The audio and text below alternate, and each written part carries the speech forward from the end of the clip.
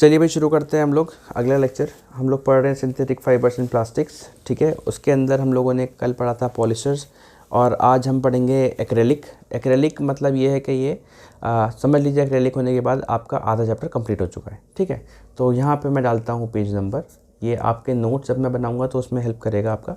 और डालते हैं आज की हेडिंग एक्रेलिक, ठीक है जी। आई होप आप लोगों ने पीछे के लेक्चर्स देख लिए होंगे और मैं उम्मीद कर रहा हूँ कि आपकी तैयारी अच्छी चल रही होगी। पूरा दम लगा दीजिए, क्लास 9 का एंट्रेंस इतना भी मुश्किल नहीं है और जिस तरीके से आपको पढ़ाया जा रहा है बिल्कुल कॉन्फिडेंट रहिए। किसी भी चीज़ की आपको ज़रूरत नहीं है, बुक्स आपको लेने की ज़रूरत नहीं है, सिर्फ कॉपी लेके आप बैठ जाइए। बाकी मटेरियल तो मैं आपको दे ही रहा हूँ, ठीक है। क्वेश्चंस भी मैं आपको वीडियोज़ में देता रहूँगा, ठीक है। उसके लिए अलग से वीडियोज़ में रिकॉर्ड करना शुरू कर दिया है, ठीक है। ओके चलिए भाई शुरू करते हैं बेटा। सिंथेटिक फाइबर्स का टॉपिक एक्रेलिक, ठीक है।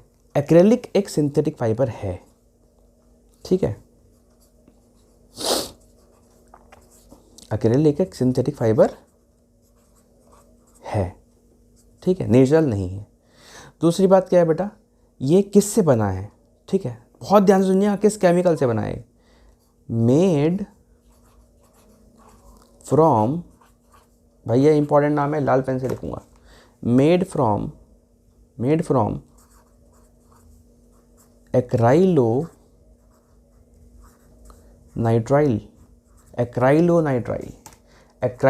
नाम के केमिकल से बना है ये। और किस तरीके से बना है, बाय द प्रोसेस, जिस तरीके से बना है उसका नाम क्या है, by the process polymerization, by the process polymerization. सारे पॉलीमर पॉलीमराइजेशन से ही बनते हैं, कोई दिक्कत नहीं है इसमें, ठीक है। लेकिन इसमें मैंने अलग से लिखवा दिया है। तो याद रखिएगा कि एक्रोनाइट्राइल जो है वो किसका केमिकल है, एक्रेलिक का केमिकल है। तो एक्रोनाइट्राइल से बना है एक्रेलिक, ठीक है जी। ओके चलिए, और क्या है इसके अंदर ख़ास भाई, ये जो है ना ये लाइट वेट होता है। क्या होता है ये, लाइट वेट। सारे सिंथेटिक फाइबर्स की तरह ये भी लाइट वेट है, ओके।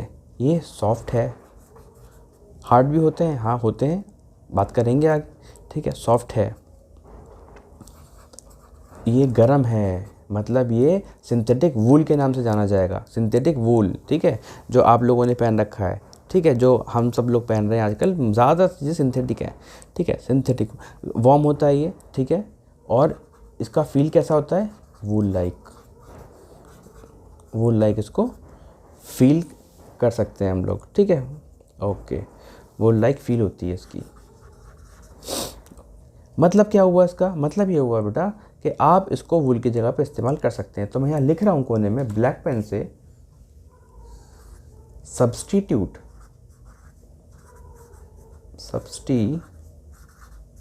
फॉर वूल। ये वूल की जगह ले सकता है या लेता ही है, ठीक है। ये वूल का सब्स्टिट्यूट हो गया। अगला क्या है बेटा, ये धोने के बाद आमतौर पर कॉटन का कपड़ा धोने के बाद श्रिंक हो जाता है, छोटा हो जाता है, लेकिन ये नहीं होता क्योंकि सिंथेटिक फाइबर है, ठीक है। तो इसके अंदर क्या है, श्रिंकेज नहीं है, श्रिंक नहीं होता ये। तो श्रिंकेज ना, तो इसके अंदर श्रिंकेज है नहीं, इसके अंदर रिंकल है। रिंकल क्योंकि ये एक्रेलिक है, सिंथेटिक फाइबर है, तो नहीं होगा, ठीक है।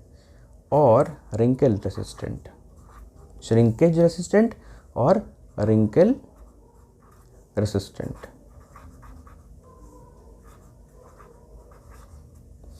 ओके। इसके अलावा इसको आप किसी भी कलर में आसानी के साथ डाई कर सकते हैं, ठीक है। डाइड इजीली, ठीक है। ओके, इसके अलावा बेटा क्या होता है, ये स्ट्रांग होता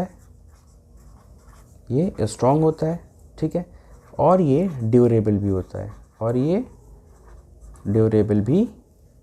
है, ठीक है जी। ओके, इसके अलावा क्या है बेटा, जल्दी सूख जाता है, ड्यूरेबल है, जल्दी सूख जाएगा ये, क्विक ड्राई,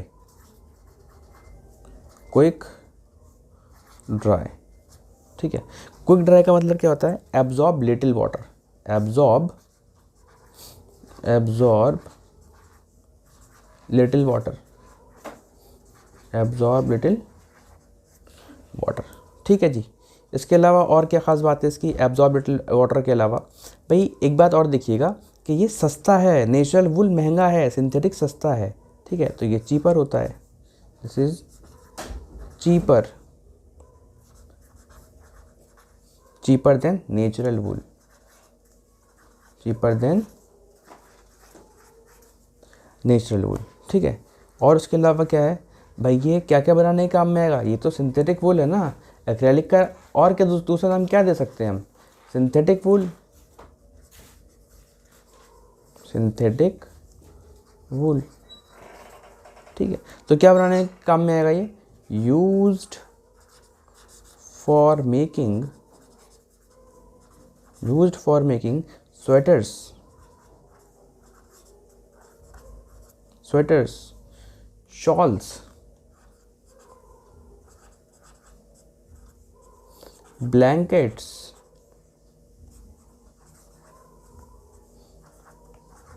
जैकेट्स और स्पोर्ट्स वेयर और सॉक्स, फर्निशिंग आ रही है NISHING, फर्निशिंग, फैब्रिक्स, ठीक है, बहुत ही शानदार कपड़े, बहुत ही शानदार कपड़े, एंड कारपेट्स, कालीन एंड कारपेट्स वगैरह वगैरह, ETC वगैरह वगैरह वगैरह, ये सब बनाने काम में आएगा। ये कोई टेंशन है, कोई परेशानी वाली बात है, ठीक है, आई होप नहीं होगी। आप इसको अच्छे से पढ़िए, बिंदास पढ़िए भैया, कोई ऐसी टेंशन वाली बात नहीं है, आप लोग ज़्यादा ना अपने दिमाग पे जोर डालिए, ठीक है। अच्छा, तो ये हो गया भैया जी, ठीक है, हमने इसके यूजेस भी पढ़ लिए, कहाँ कहाँ इस्तेमाल होगा, और हमारा पूरा यहाँ पे एक्रेलिक जो है वो ख़त्म हो गया है, ठीक है। अच्छा, एक्रेलिक ख़त्म हो गया है, लेकिन फाइबर के बारे में 2-3 बातें और हैं बेटा, वो ज़रा आपको अच्छे से नोट करनी पड़ेंगी। तो हम लिख रहे हैं सिंथेटिक फाइबर के कैरेक्टर्स क्या क्या होते हैं, ठीक है, जो सारे सिंथेटिक फाइबर्स में लगभग सब में ही पाए जाएंगे, ठीक है। ओके, तो अगला है हमारा पेज नंबर 10।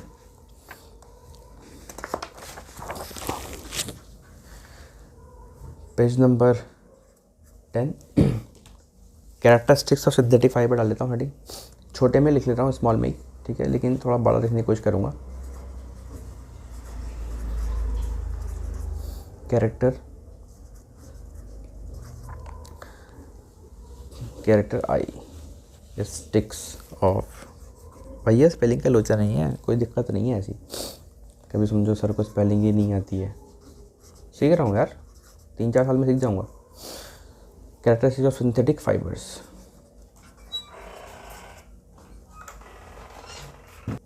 तो पहला कैरेक्टर देखेंगे बेटा सिंथेटिक फाइबर्स का। ये सारे के सारे जो सिंथेटिक फाइबर्स होते हैं बेटा, ये बहुत स्ट्रॉन्ग होते हैं, तो पहला पॉइंट है वेरी स्ट्रॉन्ग।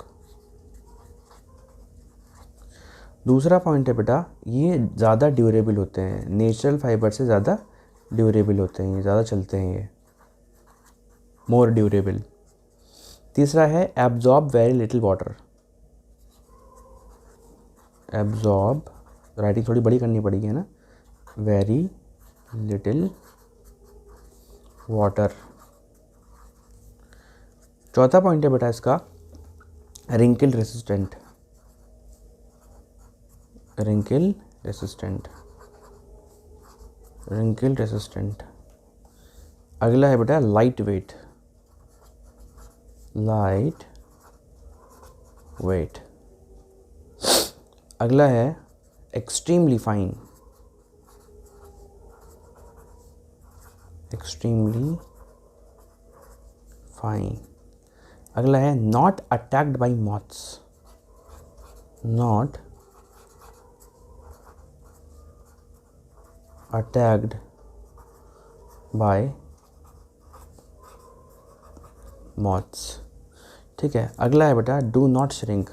आपको सब समझ में आ रहा है ना, लाइट वेट, एक्सट्रीमली फाइन, मतलब बहुत ही शानदार इसकी सिलाई आती है, कपड़े के अंदर कोई ऐसा आराम टेढ़म झोल झाल नहीं आता, ठीक है, कोई कीड़ा मकोड़ा इस पर नहीं लगता है, ठीक है। ये श्रिंक भी नहीं होता है, डू नॉट श्रिंक। राइटिंग शायद छोटी है, पता नहीं आपको कैसा लग रहा है, प्लीज़ भाई कमेंट में बताइएगा, कोई दिक्कत तो नहीं आ रही है।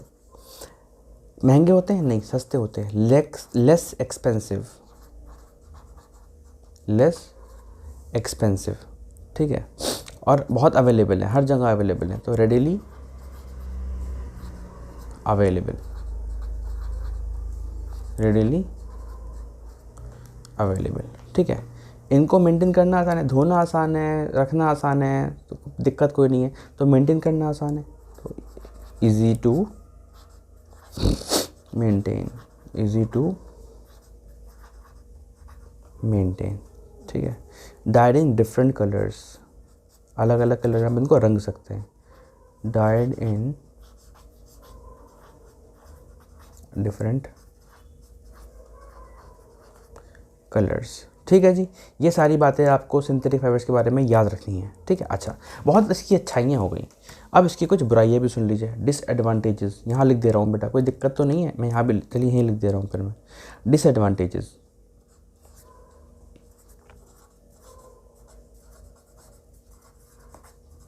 क्या क्या है इसके डिसएडवांटेजेस है बेटा? ये गर्मियों के लिए नहीं है कपड़ा, जितने भी सिंथेटिक फाइबर्स हैं। ठीक है, अनकंफर्टेबल होते हैं ये, अनकंफर्टेबल कब? समर्स में, अनकंफर्टेबल ड्यूरिंग समर्स। ठीक है, अच्छा, और क्या बेकार बात है इनकी? और इनकी बेकार बात ये बेटा, ये जैसे ही आप इनको किचन में पहन के जाएंगे और बाई चांस कोई आपके ऊपर गर्म चीज़ गिर गई या कुछ गर्म आपके आग ने पकड़ लिया कपड़ा, तो ये फ़ौरन खाल से चिपक जाते हैं। ठीक है, खाल से चिपक जाएंगे, जाहिर सी बात है आपकी जलने वाली जो एक ग्रेट होगा आपके जलने का, आप और ज़्यादा जल जाएंगे उससे। ठीक है, तो ये मेल्ट हो जाते हैं हीट करने पे, मेल्ट, ये इनकी बुराई है, डिसएडवांटेज है। Melt on heating, melt on heating. ठीक है जी, ओके। अब एक नोट आप इसके बारे में ज़रा याद रखिएगा। Note,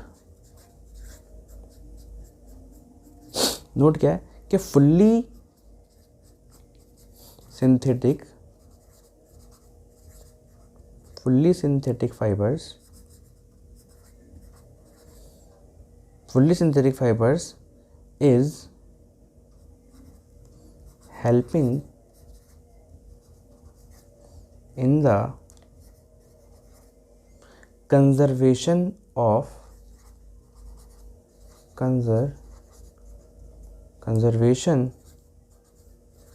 forest। ये कैसे हो रहा है भैया? मतलब कि फुल्ली सिंथेटिक फाइबर जो है वो हमारे पेड़ बचा रहे हैं, जंगल बचा रहे हैं, ऐसा कैसे भैया? ऐसा ऐसे कि जो भी आपके सिंथेटिक फाइबर हैं वो किससे बन रहे हैं? कोई जंगल का इस्तेमाल तो हो नहीं रहा उसके अंदर, वो किससे बन रहे हैं भैया? फुल्ली सिंथेटिक फाइबर की बात चल रही है यहाँ पे। फुल्ली सिंथेटिक फाइबर वो बन रहे हैं केमिकल से। जब केमिकल से बन रहे हैं तो उसमें जंगल की चीज़ इस्तेमाल तो होगी नहीं। ठीक है, तो वो जंगल ही बचा रहे हैं अल्टीमेटली, हाँ है ना? ओके। और दूसरे फाइबर्स हैं, जूट है, जैसे कॉटन है, ये तो सारे के सारे कॉटन के पेड़ कट रहे होते हैं या जूट के पेड़ कट रहे होते हैं, जिससे ये चीज़ें मिल रही होती हैं हमें, और तरह तरह के फाइबर्स हैं। ठीक है, तो अल्टीमेटली क्या है, ये जो फुल्ली सिंथेटिक फाइबर हैं बेटा, वो फॉरेस्ट भी बचा रहे हैं, याद रखिएगा आप। ठीक है, ओके। अगली बात करते हैं इसके बारे में, 2-3 बातें और, फिर हम लोग प्लास्टिक शुरू कर रहे हैं भाई।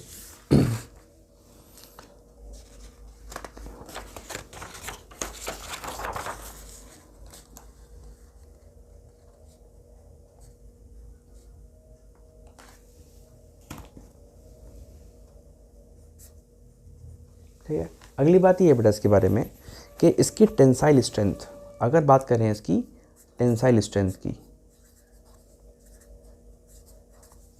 टेंसाइल स्ट्रेंथ तो सबसे ज़्यादा किसकी है?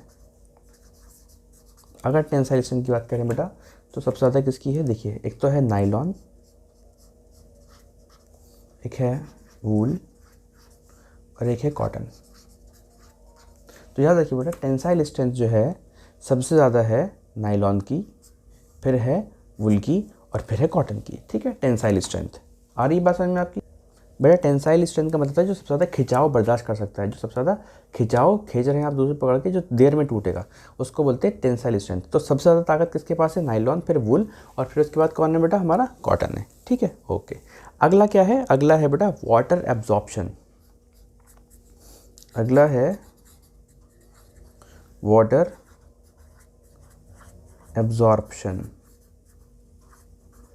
वाटर एब्जॉर्प्शन में सबसे पहला है वूल, उसके बाद है कॉटन, उसके बाद है सिल्क, उसके बाद है नायलॉन। ठीक है, तो सबसे ज़्यादा वाटर एब्जॉर्ब कौन करेगा? ऊनी कपड़ा, वूल, फिर कॉटन, फिर सिल्क, और सबसे कम कौन करेगा? नायलॉन। आ रही है आपकी बात समझ में? ओके, अगली चीज़ सुनिएगा बेटा इसके बारे में। अगर बात करते हैं हम नेचुरल फाइबर के जलने की, नेचुरल फाइबर्स बर्न, अगर नेचुरल फाइबर जलते हैं बेटा, ठीक है, तो क्या करते हैं ये अपने पीछे कुछ बचा कुचा छोड़ जाते हैं, residue on heating, residue left, कुछ छोड़ गए अपने पीछे, ठीक है। ओके, अगर बात करते हैं हम सिंथेटिक फाइबर की, सिंथेटिक फाइबर्स की, ठीक है, तो क्या करते हैं ये पिघल जाते हैं, मेल्ट ऑन हीटिंग, ठीक है, ये हीट करने पे कुछ बचा कुछ छोड़ देते हैं राख जैसे, ठीक है, और ये पिघल जाते हैं बिल्कुल, तो दाने दाने से बीट बीट जैसे जैसे प्लास्टिक जलने के बाद हो जाती है, ऐसे इनका हाल हो जाता है, ठीक है। अगला क्या है बेटा, अगला है wool and silk, wool and silk जब बर्न करेंगे तो उनके अंदर से एक अजीब सी बदबू निकलेगी, एक अजीब सी स्मेल निकलेगी, बर्न विद स्मेल ऑफ, और वो किसकी जलने की स्मेल होगी, बर्निंग हेयर, जैसे बाल जल रहे हैं, जैसे बाल जल रहे हैं ऐसी वो स्मेल होगी। आ रही है आपको बात समझ में? हाँ, क्योंकि नेचुरल है ना, वुल भी किसी के बाल ही होते हैं यार, शीप के बाल होते हैं, ठीक। सिल्क होता है, सिल्क वॉर्म जो होता है उसकी चारों तरफ ही लिपटा होता है, ठीक है। तो इसमें से जब आप इसको बर्न करेंगे, जलाएंगे, तो कैसी स्मेल आएगी, जैसे किसी के बाल जल रहे हैं, ठीक है। ओके, आ जाइए भाई, हाफ चैप्टर हमारा हो चुका है, अब हम शुरू कर रहे हैं अपना अगला टॉपिक है बेटा प्लास्टिक्स। अगला टॉपिक क्या है, प्लास्टिक्स। काफ़ी तरह की प्लास्टिक्स हमको इस चैप्टर में पढ़नी है। प्लास्टिक्स बेटा, प्लास्टिक्स का या प्लास्टिक का मतलब क्या होता है, ठीक है। प्लास्टिक का जो लिटरल मतलब है ना, जिसका एक्चुअल मतलब है बेटा, वो होता है इजी टू मोल्ड, जो आसानी से किसी भी सांचे में ढल जाए, उसको बोलते हैं प्लास्टिक। इजी टू मोल्ड, जो आसानी से किसी भी सांचे में ढल जाए, उसको, इसका मतलब होता है, लिटरल मतलब है इसका प्लास्टिक का, ठीक है। अच्छा, सबको पता है कि प्लास्टिक कुदरती तो नहीं है, नेचुरल तो नहीं है, केमिकल से बनाई जाती है, तो सिंथेटिक है ये सिंथेटिक मटेरियल है। क्या है बेटा, ये सिंथेटिक मटेरियल है, ठीक है। कैसा सिंथेटिक मटेरियल है, जिसको हम मोल्ड कर सकते हैं, इसको हम सांचे में, इसका शेप बदल सकते हैं सांचे में डाल के, ठीक है। कैन बी मोल्डेड इनटू, किसमें, जो भी आप चाहें, into desired shape, desired shape, okay. अच्छा, अगला देखिए बेटा प्लास्टिक्स क्या है, पॉलीमर्स हैं भैया, पॉलीमर्स, केमिकल से बने ना, प्लास्टिक्स आर पॉलीमर्स। कोई परेशान वाली बात है, सर पॉलीमर तो भैया सब पॉलीमर ही है, केमिकल्स, ठीक है। बड़े बड़े मॉलिक्यूल्स को, मैक्रो मॉलिक्यूल्स को पॉलीमर बोलते हैं, मैक्रो मॉलिक्यूल्स को, या पॉलीमर्स को मैक्रो मॉलिक्यूल्स भी बोल सकते हैं, ठीक है। ओके, नायलॉन भी एक प्लास्टिक है, हाँ जी हाँ, नायलॉन क्या है, nylon is also a plastic, nylon is also a plastic, okay. अगला क्या है, do not react with air, water and chemicals. ये खास बात है बेटा प्लास्टिक की, कि ये किसी से रिएक्ट नहीं करता, डू नॉट, इसीलिए इस पर जंग नहीं लगता, ये करोजन भी नहीं आता इसके ऊपर, करोड भी नहीं होता ये। Do not react with air, water and chemicals।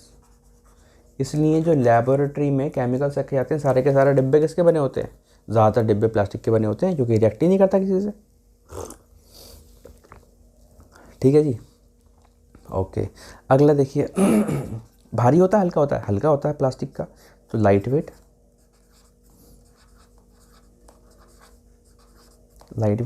High tensile strength, high tensile strength, ठीक है। बहुत चलता है यार, लाइफ लॉन्ग, इसकी जो लाइफ है ना बहुत लंबी होती है, ठीक है, लंबी लाइफ होती है इसकी। उसके अलावा क्या है, non conductor of heat and electricity, ना तो हीट पास करती है इससे और ना इलेक्ट्रिसिटी, ठीक है, नॉन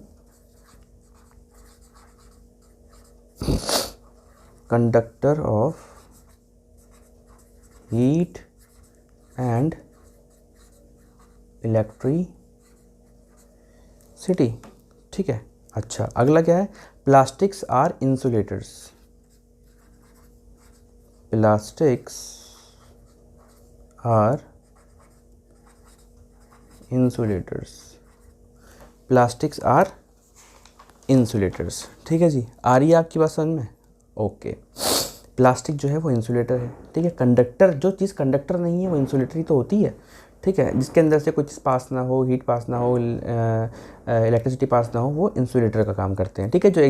जो चीज़ को पास ना होने दो, आइसोलेट कर लें, वो इंसुलेटर कहलाते हैं, ठीक है। अच्छा, इसके अलावा बेटा प्लास्टिक क्या होती है भाई, प्लास्टिक ट्रांसपेरेंट भी हो सकती है, मतलब उसके आर पार भी दिख सकता है, तो हम बोल सकते हैं प्लास्टिक जो है वो ट्रांसपेरेंट भी हो सकती है, ट्रांसपेरेंट,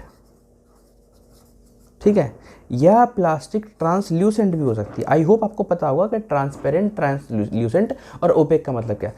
ट्रांसपेरेंट का मतलब जिसमें से कोई चीज़ ज़्यादा दिखती है, मतलब आर पार ठीक से दिख रही है, ठीक है।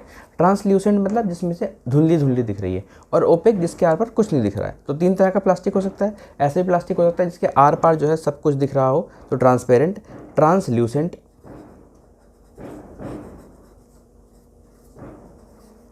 ठीक है, और ओपेक, और ओपेक भी हो सकता है, ठीक है।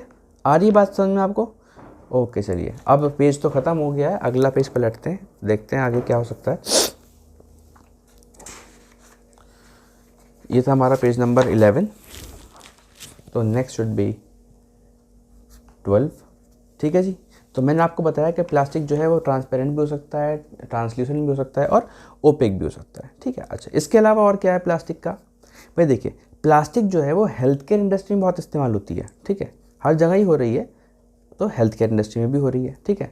तो यहाँ लिखेंगे plastics in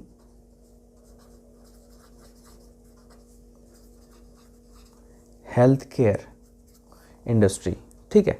health care industry में क्या, आपको पता है कि जो दवाइयाँ होती हैं ना, दवाइयों की जो पैकेजिंग होती है वो प्लास्टिक की होती है, ठीक है। जो सिरिंज बनी होती है, इंजेक्शन, ठीक है, वो प्लास्टिक का होता है। डॉक्टर के ग्लव्स किसके होते हैं?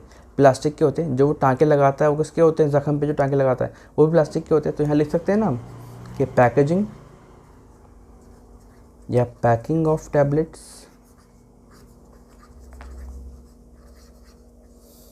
Syringes,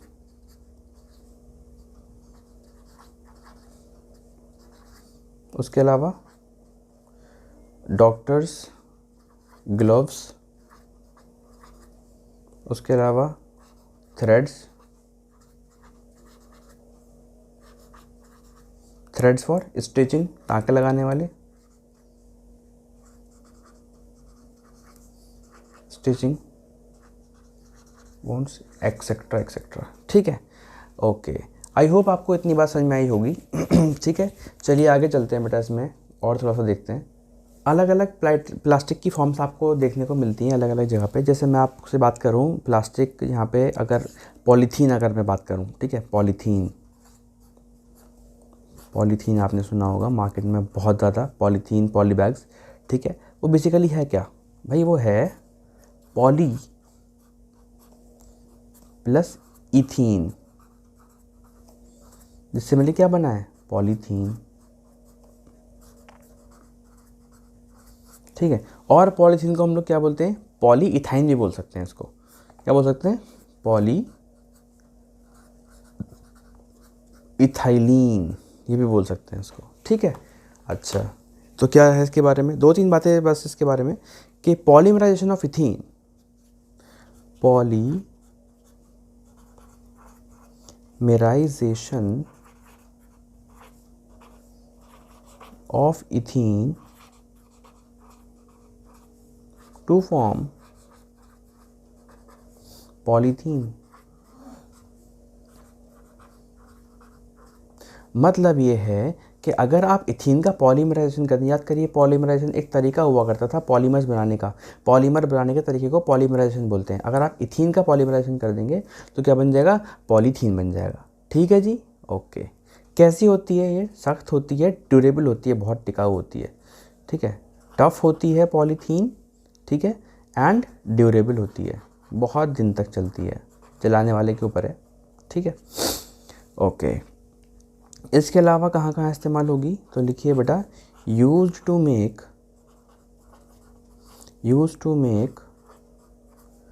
polythene bags. ठीक है, जिसको हम बोलते हैं आमतौर पे प्लास्टिक बैग। भाई राइटिंग से थोड़ा कॉम्प्रोमाइज़ कर लेना। ठीक है, water proof plastic sheets, water proof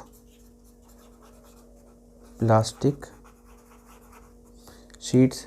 ठीक है, इसके अलावा बॉटल्स, ठीक है, बकेट्स। भाई प्लास्टिक की तो एक तरह की पॉलीथीन तो बन सकती है, नहीं बन सकती बकेट इसकी। ठीक है, डस्टबिन्स एंड पैकेजिंग में तो होती है इस्तेमाल।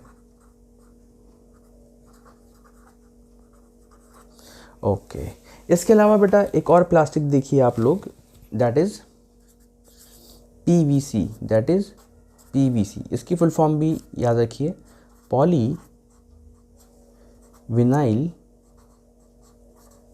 Chloride, polyvinyl chloride. ठीक है क्या बात है इसके बारे में याद रखनी है, इसके बारे में याद रखिए, स्ट्रॉन्ग एंड हार्ड प्लास्टिक है ये, स्ट्रॉन्ग एंड हार्ड, सख्त है, मजबूत है, सख्त है। ठीक है, ये फ्लेक्सिबल नहीं है। पीवीसी पाइप्स होते हैं ना, पीवीसी पाइप्स मतलब जो आपने देखा होगा आजकल जो जितने भी नए टॉयलेट्स या बाथरूम से पानी का काम होता है, जितने भी नल का, उसके अंदर वो लोहे का पाइप का इस्तेमाल नहीं करते हैं, वो प्लास्टिक का पाइप इस्तेमाल करते हैं, और वो क्या होते हैं, पीवीसी पाइप्स कराते हैं वो। ठीक है तो वो मुड़ते हैं, नॉट फ्लेक्सिबल होते हैं, वो टूट जाते हैं, मुड़ेंगे नहीं, टूट जाएंगे। ठीक है, तो नॉट फ्लेक्सिबल, पीवीसी जो है वो फ्लेक्सिबल नहीं होती है। पॉलीथीन फ्लेक्सिबल होती है, हाँ पॉलीथीन फ्लेक्सिबल होती है, मुड़ सकती है इधर उधर। ठीक है, नॉट फ्लेक्सिबल।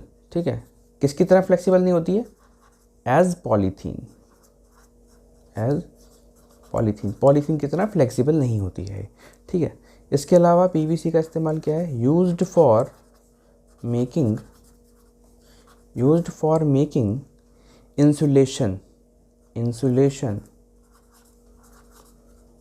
इंसुलेशन, किसका इंसुलेशन बनाएगा, इलेक्ट्रिक वायर्स का, सॉरी इलेक्ट्रिक वायर्स। ठीक है, इलेक्ट्रिक वायर होता है, कॉपर का होगा, सिल्वर का होगा वायर, उसके चारों तरफ जो प्लास्टिक की कवरिंग है वो किसकी बन सकती है, वो पीवीसी की भी बन सकती है। ठीक है ओके, उसके अलावा क्या है भैया, इलेक्ट्रिक वायर्स, उसके अलावा पाइप्स। ठीक है, उसके अलावा गार्डन होजेस,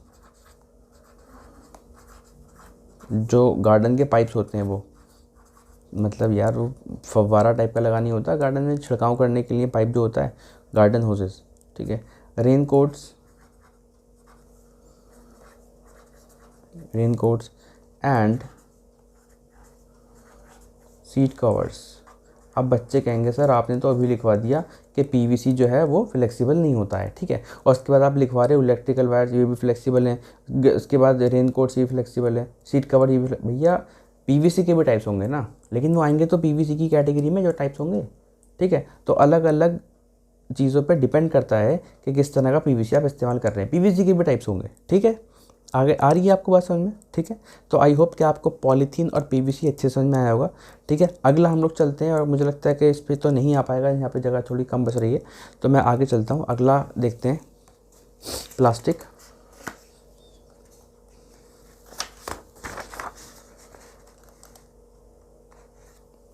अगला प्लास्टिक है बेटा backlight.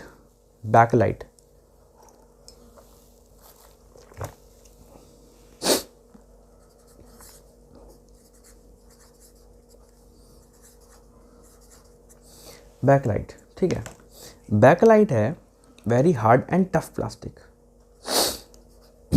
Very hard and tough plastic. ठीक है। Poor conductor of heat and electricity, poor conductor of heat and electricity, poor conductor है हीट एंड इलेक्ट्रिसिटी। ठीक है।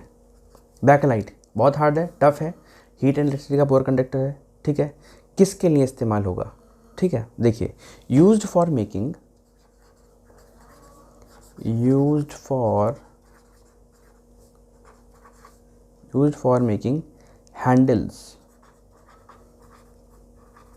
Handles of cooking utensils.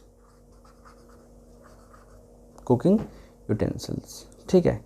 इसके अलावा do not soft on getting heated, do not soft on getting heated. अगर आप इसे गर्म करेंगे तो सॉफ्ट नहीं होगा। बैकलाइट एक हार्ड प्लास्टिक है, बैकलाइट एक हार्ड प्लास्टिक है। अगर आप इसको चाहेंगे कि पिघल जाए, मेल्ट हो जाए गर्म करने के बाद, ऐसा नहीं होगा भैया जी। ठीक है, ओके। अगला है बेटा मेलामाइन। अगला प्लास्टिक कौन सा है बेटा? मेलामाइन। मेलामाइन लिखता हूँ यहाँ पे मैं,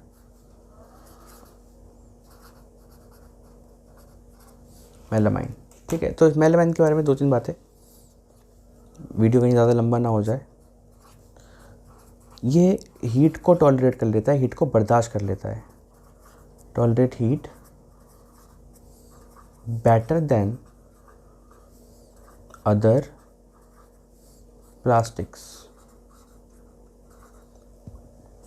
ठीक है जी। अच्छा, इसके अलावा आग को रोकने का भी काम करता है ये, फायर रेसिस्टेंट प्लास्टिक। इसके अलावा used for making floor tiles. जो टाइल लगवाते हैं आप अपने घरों में, उसको बनाने में भी इसका इस्तेमाल होता है। और अनब्रेकेबल किचनवेयर, ऐसे बर्तन जो टूटते नहीं हैं, जैसे प्लास्टिक का कटोरा हो गया, नीचे गया बाउंस कर गया। ठीक है। कुछ प्लास्टिक के ऐसे गिलास भी आते हैं जो नीचे गिरने पे टूटते नहीं हैं। ठीक है। Kitchenware, unbreakable kitchenware. ठीक है। कप्स होते हैं प्लास्टिक के, या कुछ और चीज़ें होती हैं प्लास्टिक की। ठीक है। अच्छा, इसके अलावा यूनिफॉर्म, ये बहुत इंपॉर्टेंट बात है। ठीक है। जो फायर फाइटर्स की यूनिफॉर्म होती है, यूनिफॉर्म ऑफ फायरमैन। ठीक है। तो जो फायरमैन होते हैं, फायर फाइटर्स होते हैं, उनके कपड़ों पे इसकी कोटिंग लगी होती है।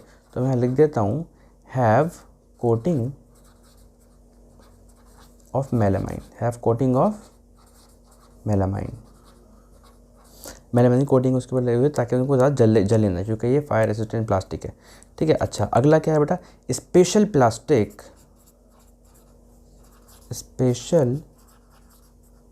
प्लास्टिक कुकवेयर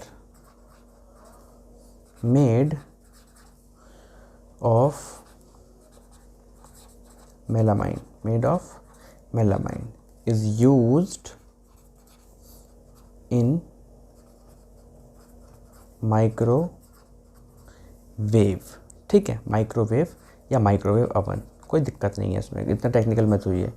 ठीक है। अच्छा, ये कह रहे हैं कि ये एक स्पेशल तरह का प्लास्टिक है मेलामाइन, जो कि अवन के अंदर, जो माइक्रोवेव होता है ना, microwave oven, microwave is important, not oven is important. ठीक है। माइक्रोवेव जो है ना, उसके अंदर जो प्लास्टिक लगा होता है वो मेलामाइन प्लास्टिक लगा होता है। ठीक है। क्यों लगा होता है ज़रा बहुत ध्यान सुनिएगा, मैं रेड पेन से लिख रहा हूँ। माइक्रोवेव ओवन कुक्स फूड, वो खाना बनाता है, लेकिन but not effect plastic vessel.